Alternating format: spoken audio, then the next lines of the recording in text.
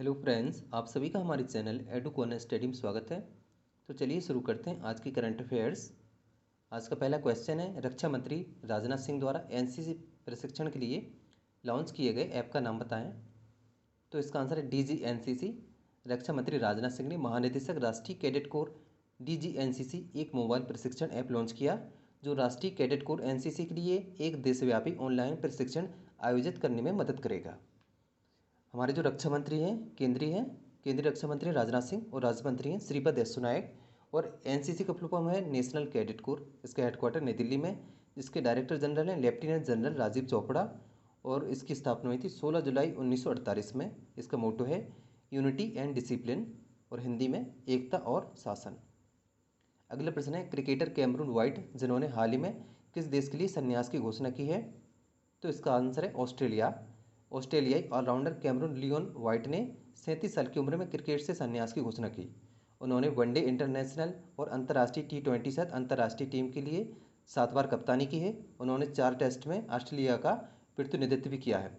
91 एक दिवसीय और 47 T20 मैच में 146 रन, वनडे में 2072 और T20 में 984 रन बनाए हैं। ऑस्ट्रेलिया की राजधानी है कैनबरा।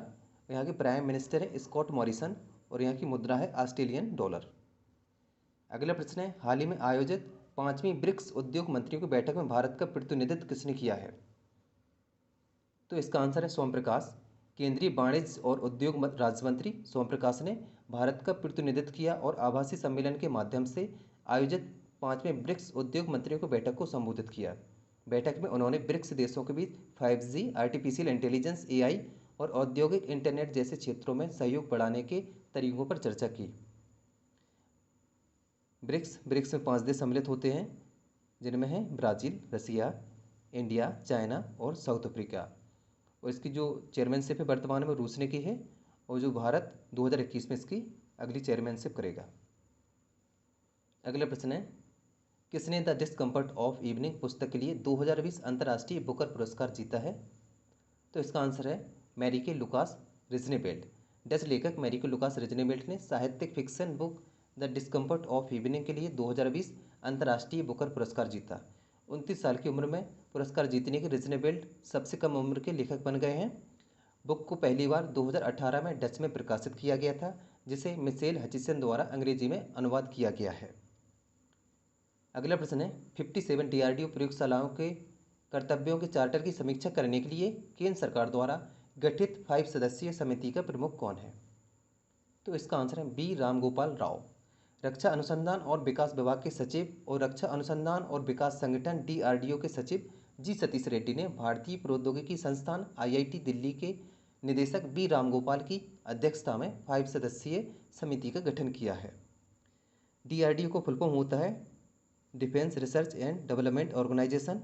इसकी स्थापना हुई थी 1958 में और हेडक्वार्टर है नई दिल्ली में और जिसके चेयरमैन हैं G सतीश रेड्डी। और अभी हाल ही में इन्हें 2 साल के लिए विस्तार दिया गया है। अगला प्रश्न है, उस कंपनी का पता लगाएं जिसने इलेक्ट्रिक वाणिज्यिक वाहन विकसित करने के लिए इजराइल स्थित री ऑटोमोटिव के साथ समझौता ज्ञापन पर हस्ताक्षर किए हैं। तो इसका आंसर है महिंद्रा एंड महिंद्रा। महिंद्रा एंड महिंद्रा मुंबई स्थित एक कंपनी ने री ऑटोमोटिव एक तेल अवीव इजराइल स्थित स्टार्टअप फर्म के साथ समझौता ज्ञापन पर हस्ताक्षर किए। री के को फाउंडर और CEO हैं डैनियल बैरल और इसका हेडक्वार्टर है तेल अवीव इजराइल में। और महिंद्रा एंड महिंद्रा के चेयरमैन ऑफ महिंद्रा ग्रुप हैं आनंद महिंद्रा और इसके मैनेजिंग डायरेक्टर और CEO हैं डॉक्टर पवन गोयनका और हेडक्वार्टर है मुंबई में। अगला प्रश्न है, association of Indian football coach ने हाल ही में किस देश के कोच संघ के साथ समझौता ज्ञापन पर हस्ताक्षर किए। तो इसका आंसर है Australia. Association of Indian football coach AIFC और फुटबॉल कोच ऑस्ट्रेलिया FCA ने भारत और ऑस्ट्रेलिया दोनों में फुटबॉल के विकास का समर्थन करने के लिए एक समझौता ज्ञापन पर हस्ताक्षर किए। FCA का फुल फॉर्म है फुटबॉल कोच ऑस्ट्रेलिया, जिसके प्रेसिडेंट हैं फिल मॉरन और जिसके CEO हैं ग्लेन बेरी। AIFC इसका फुल फॉर्म होता है association of Indian football coach, जिसके जनरल सेक्रेटरी हैं मिस्टर कौशल दास और हेडक्वार्टर है मुंबई में। अगला प्रश्न है, किस राज्य केंद्र शासित प्रदेश सरकार ने छात्रों के लिए स्वस्थ शरीर स्वस्थ मन अभियान शुरू किया है? इसका आंसर है दिल्ली।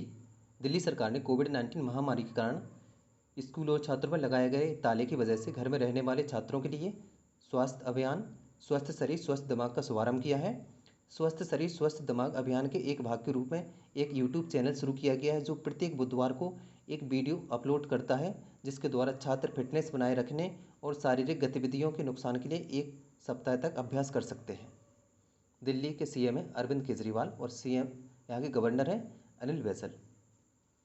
अगला प्रश्न है, हाल ही में 6 राज्यों के लिए राष्ट्रीय GIS भौगोलिक सूचना प्रणाली सक्षम लैंड बैंक प्रणाली किसने शुरू की है? तो इसका आंसर है पीयूष गोयल। केंद्रीय वाणिज्य और उद्योग मंत्री पीयूष गोयल ने 6 राज्यों के लिए national GIS geographic information system double land bank प्रणाली को लॉन्च किया है। सिस्टम को GIS सिस्टम के साथ औद्योगिक सूचना प्रणाली के एकीकरण द्वारा विकसित किया गया है। इलेक्ट्रॉनिक्स एंड सूचना प्रौद्योगिकी के केंद्रीय मंत्री हैं रविशंकर प्रसाद और राज्य मंत्री हैं संजय धोत्रे।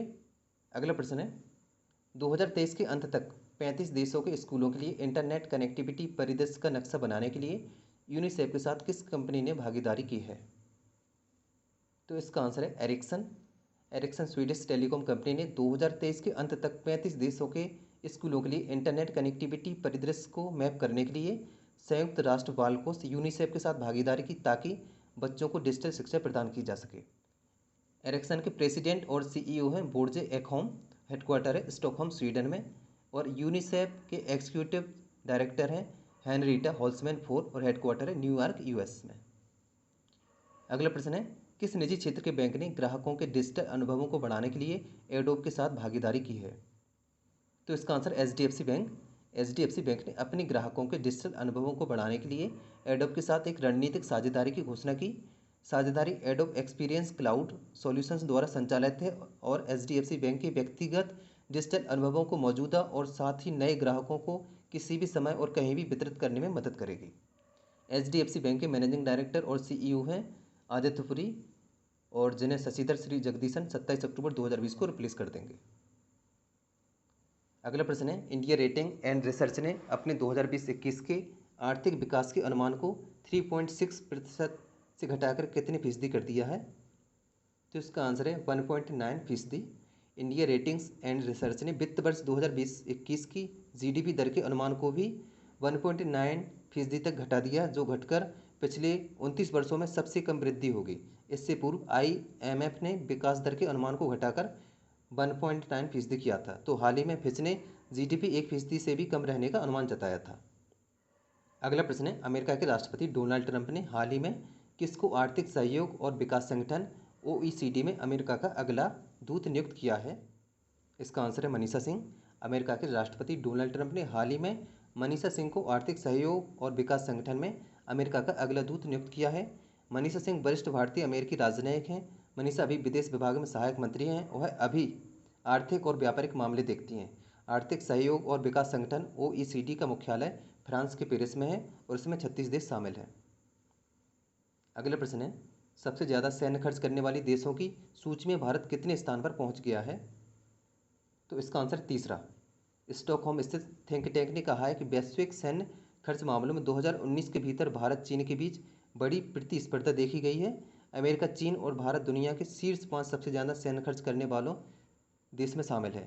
इसके अनुसार वैश्विक सैन्य खर्च के मामले में भारत दुनिया का तीसरा देश बन गया है, जबकि चीन दूसरा और अमेरिका ने नंबर 1 पर अपना स्थान बरकरार रखा है।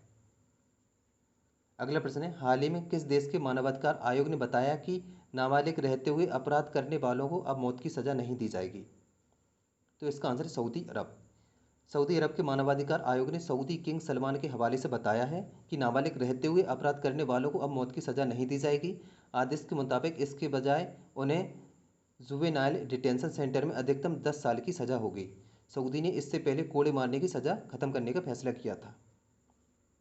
आंसर ऑफ द लास्ट है। तो फ्रेंड, कल मैंने आपसे क्वेश्चन पूछा था। क्वेश्चन है, उस भारतीय का नाम बताइए जिसने मेंटल कैलकुलेशन वर्ल्ड चैंपियनशिप में भारत के लिए पहला स्वर्ण जीता है। तो इसका सही आंसर था नीलकंठ भानु प्रकाश। क्वेश्चन ऑफ द डे आज का क्वेश्चन है, निम्न में से किस देश में खुदाई के दौरान 300 मीटर नीचे 3800 साल पुरानी किराट देवी की मूर्ति मिली है? तो फ्रेंड, इस क्वेश्चन का आंसर आपको कमेंट बॉक्स में देना है और इस क्वेश्चन के बारे में जितने ज़्यादा से ज़्यादा लिख सकते हैं ज़रूर लिखें। और फ्रेंड्स, यदि आपको हमारी वीडियो पसंद आए तो वीडियो को लाइक करें, कमेंट करें, शेयर करें। और अभी तक आपने हमारे चैनल को सब्सक्राइब नहीं किया है तो कृपया सब्सक्राइब करें। धन्यवाद।